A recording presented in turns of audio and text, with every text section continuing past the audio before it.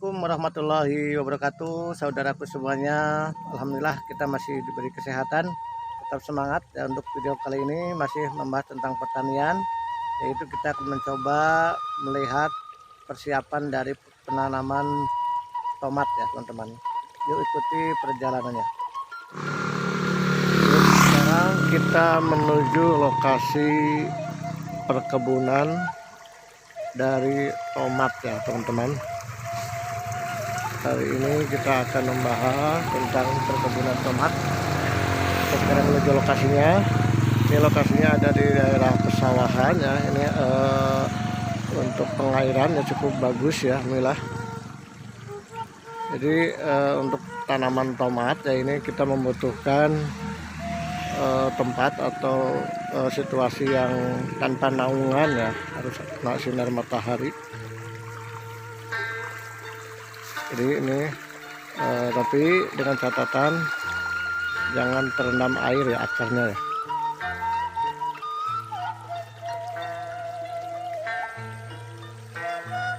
Ya ini kita sudah sampai ke lokasinya teman-teman.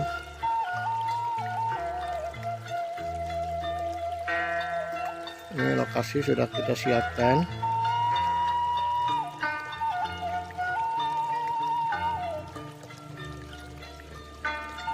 Ini lahan yang sudah kita siapkan ya saudaraku, teman-temanku semuanya. Jadi langkah pertama ya seperti biasa, karena ini tempatnya ada di daerah pesawahan, sehingga kita harus membuat bedengan dulu ya teman-teman. Kita buat bedengan dengan ukuran sekitar lebar 1 meter dan jarak antar bedengan sekitar 50,5 meter ya. Ini dengan tujuan adalah untuk sebagai jalan ya atau media nanti dalam proses pemeliharaan atau proses pemanenannya ya. Setelah kita buat bedengan, kemudian nanti kita aduk ya atau kita olah tanahnya, dicampur dengan menggunakan pupuk organik ya yang sudah difermentasi, supaya proses nanti pertumbuhannya maksimal ya. Setelah kita tutup, setelah kita aduk ya dengan campuran tadi kohe sapi atau kohe domba yang sudah difermentasi, kemudian kita tutup ya teman-teman dengan menggunakan mulsa ya.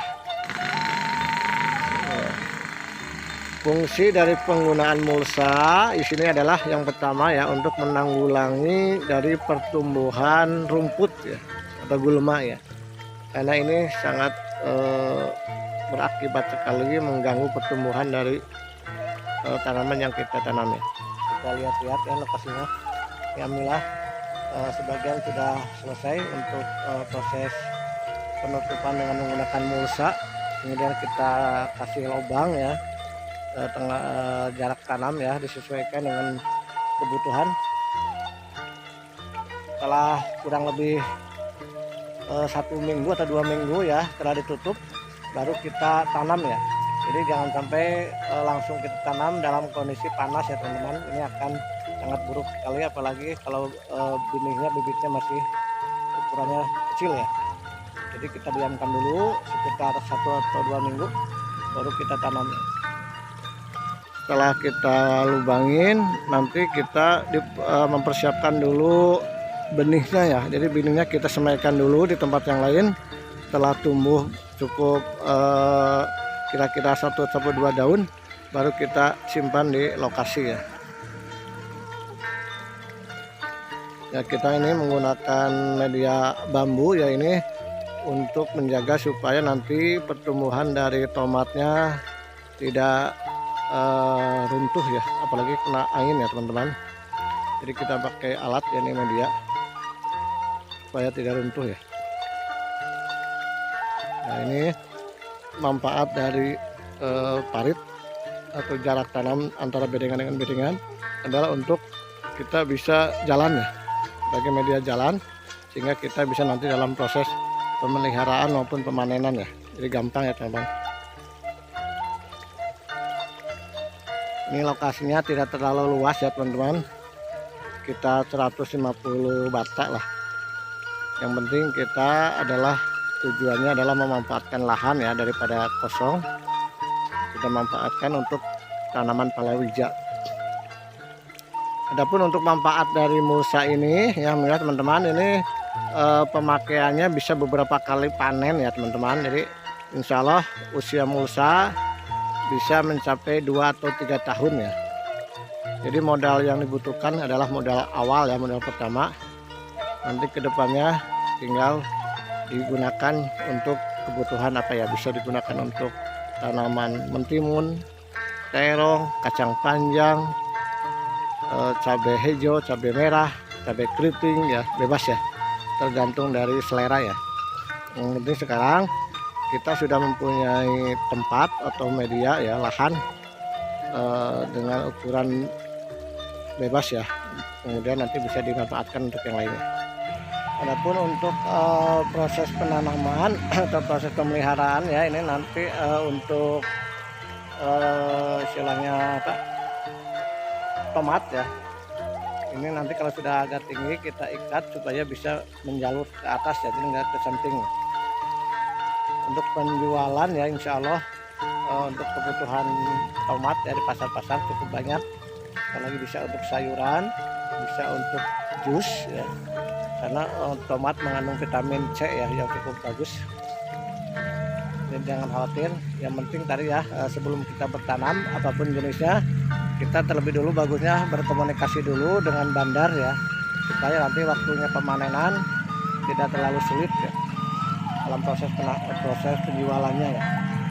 Kadang-kadang para petani biasanya kebingungannya itu dalam proses penjualannya, karena kalau untuk penanaman mungkin insya Allah ya semua bisa belajar, bisa karena terbiasa.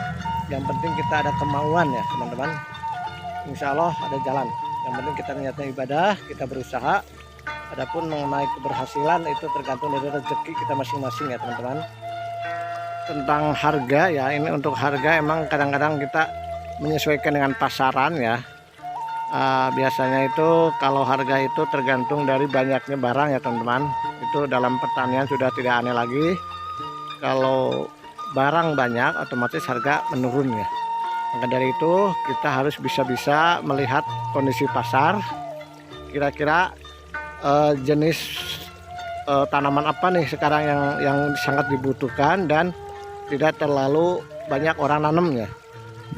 Jadi kita juga harus pandai-pandai memanfaatkan waktu, melihat situasi, kita survei ke pasar-pasar atau ke bandar, sehingga kita mengetahui jenis apa nih yang kira-kira langka ya, sehingga kita dalam bertani itu nanti tidak terlalu tidak terlalu banyak saingan ya, sehingga harga bisa stabil ya teman-teman.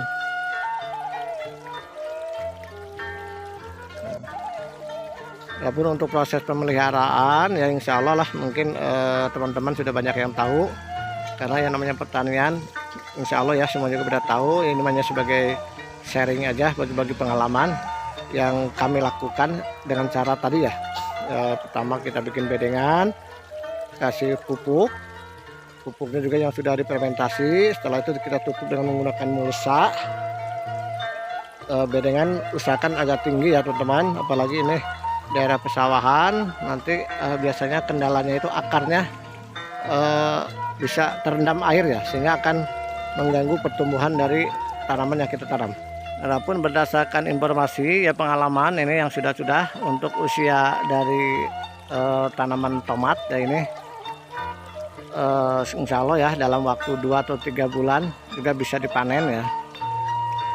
Kedepannya nanti tergantung dari pemeliharaan juga, bisa dipanen 1 minggu sekali, tergantung lihat kondisi apakah sudah ada yang bisa dipanen atau belum ya, karena proses pemanenan itu tidak bisa sekaligus ya, jadi ada tahapan-tahapannya, karena ada yang sudah panen udah tua, ada juga yang baru berbunga ya. Ini belum kelihatan ya teman-teman, ini baru proses rencana penanaman. Kita diamkan dulu beberapa minggu, setelah itu baru kita tanam ya. Ini kita hanya baru sebatas persiapan lahan.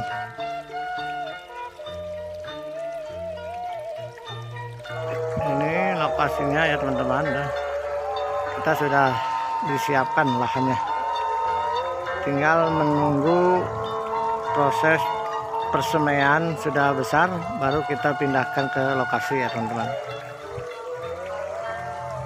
Jadi usahakan ya teman-teman, bagi yang mempunyai lahan atau tempat, kalau bisa menggunakan mulsa ya, karena tadi saya sudah jelaskan fungsi dari mulsa ini adalah untuk menanggulangi dari pertumbuhan rumput ya. Bayangkan ini kalau rumputnya terlalu banyak, kita repot ya, banyak kos biaya yang kita keluarkan ya. Tapi kalau menggunakan mulsa, setidaknya meringankan beban kita dalam proses pemeliharaan atau pembersihan dari gulma ya, atau rumputnya ya. Dan ini bisa dimanfaatkan untuk beberapa kali kita penanaman. Jadi insya Allah sekitar 2-3 tahun ya bisa dimanfaatkan ya. Tergantung dari pemeliharaan kita waktu proses pemanenan dari yang kita tanam tadi ya.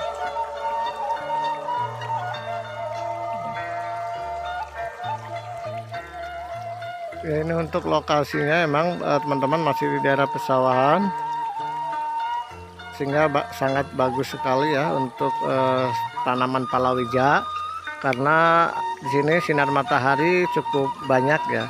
Karena biasanya berdasarkan pengalaman ya, apapun jenis tumbuhan kalau terlalu banyak naungan, terlalu rimbun ya oleh pepohonan, ini sangat mempengaruhi dari pertumbuhan dari tanaman yang kita tanam ya. Ini cukup bagus ya, alhamdulillah matahari cukup banyak menyinari.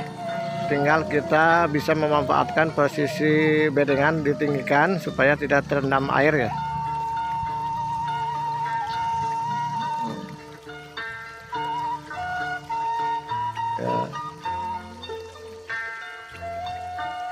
Ini untuk lokasi alhamdulillah tidak terlalu jauh dari jalan raya, sehingga akan mempermudah kita dalam proses baik dalam pengambilan atau pengangkutan pupuk maupun dalam proses nanti pengambilan hasil dari pemanenannya. Karena kalau terlalu jauh dari jalan raya ini akan menambah biaya ongkos ya teman-teman.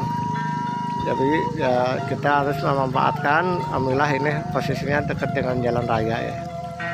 Tapi ya walaupun nggak dekat dengan jalan raya ya, teman-teman yang punya lahan di dalam nggak apa-apa ya, daripada kosong ya. Terima kasih kepada saudara-saudaraku, teman-temanku semuanya yang telah menyimak dan melihat video ini. Sekali lagi mohon maaf ya, bukan maksud menggurui. Saya juga sebagai petani pemula ya, masih perlu bimbingan, perlu belajar dari para senior yang sudah lama dalam bidang pertanian. Dan ini sebagai sharing aja ya, mudah-mudahan ini menjadi inspirasi buat kita semua dan bisa bermanfaat. Mohon maaf apabila ada kata yang kurang berkenan. Wassalamualaikum warahmatullahi wabarakatuh.